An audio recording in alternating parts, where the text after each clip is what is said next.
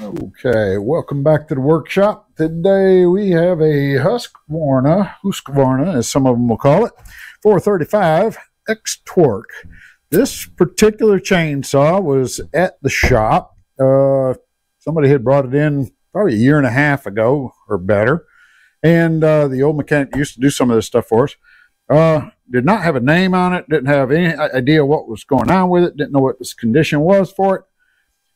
So we had a customer stop in and says, "Hey, what happened to my chainsaw I dropped off a long time ago?" We said, "Well, look around. Which one's yours?" And so this is his. We ended up, we had even taken this bar and replaced the bar because we needed one, and this one fit it. So we took it off, ordered him a new one. So he got a nice new bar anyways out of this deal. But now we don't know what all's wrong with it. He said that he brought it in originally to look at it because the oiler was not working for his chain. He wasn't getting any oil on his chain. So that's what we're going to start out with. And then we're going to have to, because it's been sitting for a year and a half, find out if it's actually got carburetor's good, gummed up, whatever. So we're going to kind of go through it and see what we can do. But in order to get to the oiler, we're just going to take the case off of here. That'll let the blade come off, and then we'll get back into that, and we'll show you where the oiler's located at. Okay, we've taken the nut off of this, and I was going to go ahead and mention this because several people have gotten hung up on this. Whenever you do go to take this whole guard off over here on these things, especially the Husqvarna, I know, is real bad about it. Make sure your chain is not break down. If you leave that in the brake position, so you can't move your chain, what's going to happen when you pull this cover off is that coil, and I'm going to show you, will actually not be able to go back on there. What that does, if we can show you this, you can see that the part of it that's here, this ring, let's see if I can get it, this ring actually wraps around the clutch assembly here, and then the handle fits into this little bit here. Let's see if I'm going to get this up in here. Maybe I'll turn that down a little bit, give you a little better angle on it. Anyways, that fits up into this. Well, when you clamp that down, this will close this ring up, and when you go to put that back on there, it's almost impossible. And this, in order to spin it back to get this open back up, is very tough. So always make sure you have that off before you do it. That's just, it's going to save you a bunch if you do that. So wanted to bring that up as a little help for you. And now we're going to go ahead and finish pulling the chain off of it and get this freed up so we can get down into looking at where the oil comes from and see if we can't work with that a little bit. Okay. Now, your oiler is going to be located up into here. The oil's coming out of that little port right here. So that's buried in behind this. So what we'll have to do is take this off and get this off of there. There's oil there. I don't know if it's actually plugged up back in there or not. We'll have to dig into it and see what it's going to take to get it cleaned up and see why the oil's not coming out of that. So we'll go ahead and we're going to have to pop this clutch off in order to do that. Make sure that it looks in decent shape. And in order to do that, it does usually tell us on here the direction. If you look at this, it'll tell you to push this thing to get it off in this direction. And in order for you to do that, you have to do something to stop this from being able to spin, which is going to be a plug into, take the spark plug out, and we'll block that so that the cylinder can't move. So that's what we're going to do, and we'll show you that when I get to it. Okay, so what we do is, for me, I've taken the cover off, which is just these little clips, and I've pulled the spark plug out. And what I'd like to do is just take a real soft nylon rope that won't hurt the cylinder walls at all. You just kind of feed that thing in there. And we're going to go this direction with it to get it off. So once you get it to a certain point, that rope is going to come up and the piston is going to hit against the top of that. That's going to hold it in place for us. So once we get it to there, then we should, I think there's actually a tool that you can get that'll do this. But for me, I don't have that tool, so I can usually take this and put the screwdriver in there and give it a couple whacks, and usually that'll free it right up and we can spin it on off of there.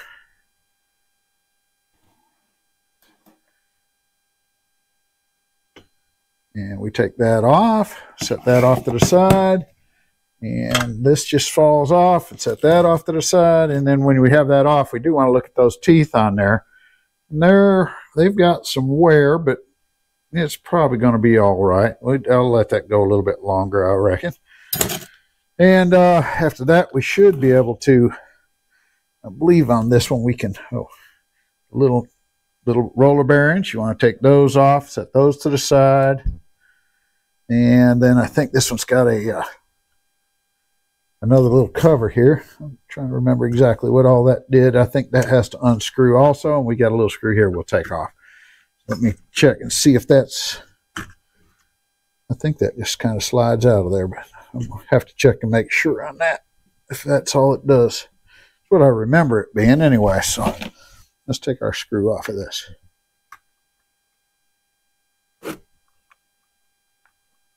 I don't have to get into these too often. It's been a little while since I've been into the oiler to look at them on the Husqvarna. Let's see here. Got plenty of oil everywhere. Let's see, I think that thing unscrews, but I'm not sure on it. I'm going to have to play with that a little bit, make sure. Oh, yeah, it's coming off. There we go. We'll set that off to the side. And then this whole piece will come off of there. And now we're getting down into it. So now once we get into it, we can see that that gear there, that is our pump. And that pumps the oil out. So that's got to be spinning. And the way that spins is on this piece. So is that in good shape when that sits down on there? And that spins, it's not getting a hold of that. So it's got something wrong. I'm going to have to look into that and see what it is. We'll let you know when I get it figured out. But that's where it's at. That's your pump. When that spins, that should pump oil up and out. And it looks like it is. As I'm turning it, you can see it's pumping oil. So I think that's not the problem. I think it's just not, that gear is not hooked up on this thing to get a hold of it. So we're going to clean all that mess up, and we'll let you see it from there. Okay, let's see if I can explain what all we've got going on here. I think we've pretty well got everything figured out.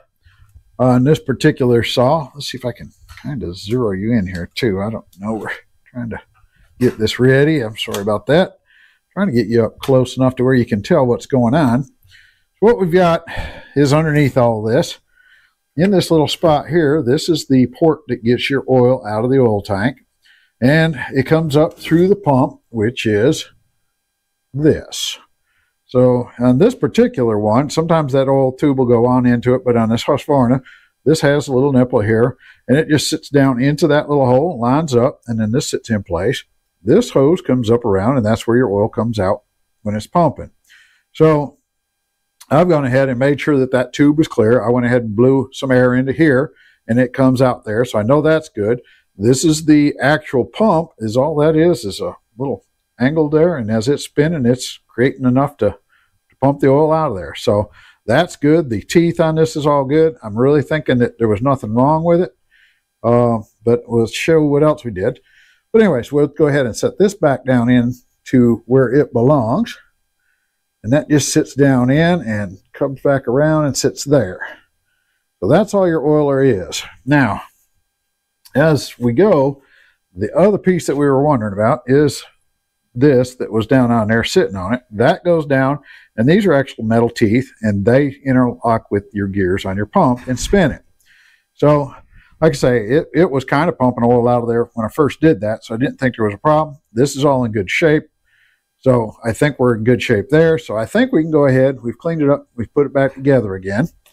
So we'll do that, and then what happens is your chain, if I can show you this, will sit on here, and the way it gets oiled is these little holes right here. There's a hole on this side and there's a hole on this side. So depending on which way your chain bar is on there.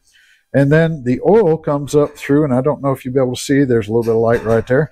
It comes up through that hole, pumps into it, and then your chain carries the oil around the bar. So that's what we're looking for. Make sure that that's clear. Now, like I say, we replaced the bar on this one, so I don't know. Maybe that was plugged is the reason it wasn't getting any oil before, because everything here looks pretty good. So when we put it all back together again, we'll check it, but I have a feeling it's going to be fine.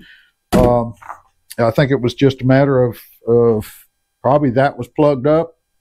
Everything else looks good. So we're going to go ahead and put this all back together again real quick, and we'll see if the thing will actually run, because I don't know about that. And then we'll be able to tell whether or not we have it working. So let's see if I can remember how we had this thing on here. I believe that goes on first, I believe. No, that ain't right. I'm upside down here. There we go. That way. Okay. That's cleaned up. That sits down. We'll allow that oil valve or the oiler port to be open. The next thing we had was this, and it's got to go all the way down on there. And when that should spin with the shaft here, we should be good. The next thing to go on there is going to be our little needle bearing. And then our gear.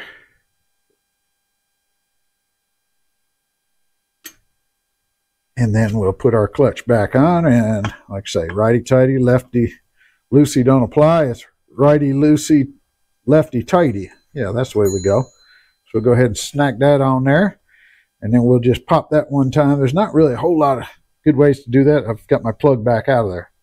So we'll do that. We'll go ahead and put the cover back on, and the chain, and then we'll see if we can actually get this thing to fire up, because that's really the next thing we're going to have to do. So that's all there is to that. That'll look good. Let me put it back together, and we'll fire it up, see if we can get her to run. Okay, I need to make note of one more thing. Make sure when you go to put this back on that you do put it on. First, when I was talking there, I put it on upside down. So make sure you put that on the right way around, like you took it off, so that you can actually get it back off, and it'll fit down in there better. So just one of those things you better make sure you got right. And then, like I say, we can, if you don't have a plug stop, you can put it in there, and we'll just kind of tap it one time to tighten her up. I just come in behind it a little bit. You don't have to really slam it down, I don't think. You don't want it to fall off, but at the same time, I think that's all I've ever done with them, and they've never come off, so I think we're good to go. So alrighty, we'll go ahead and put the stuff back on it now. Okay, we've got it done. I've poured the gas out of it, put some fresh gas into it.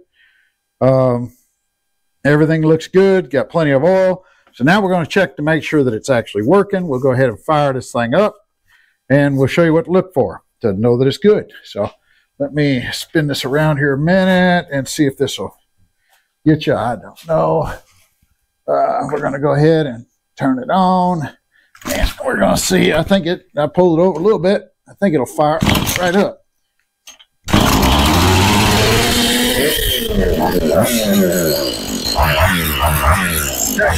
See the oil coming out of it.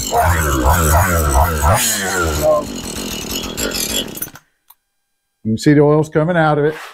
Plentiful. So we know the pump is pumping. It's plenty of oil. So what we got to do now is just put the bar back on, and we'll go ahead and run it one more time. And we'll look at that and make sure it's getting around the entire chain. I feel real confident that it'll be good. So let me put that back together, and we'll show it oiled up. Okay, once we get her all put back together, ready to go, we'll go ahead and fire it up, and we'll show you how to check, make sure it's all oiled up.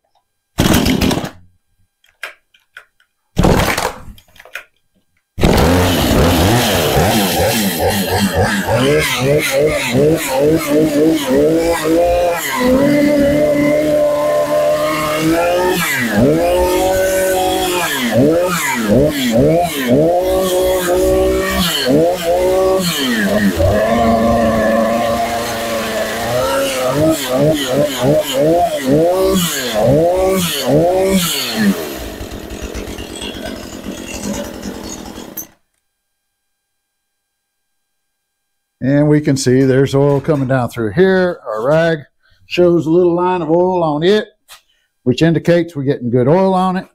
Like I say, and the end of the blade's got it coming off of it. So we know we're in good shape. Saw runs good. I think we'll go ahead and say that's a good job. That's we'll have to do a little chain adjustment. It looks like that's brand new setup. So, like I say, all your Husqvarna 435s, and most all of them, I think, are pretty well the same way as I can remember.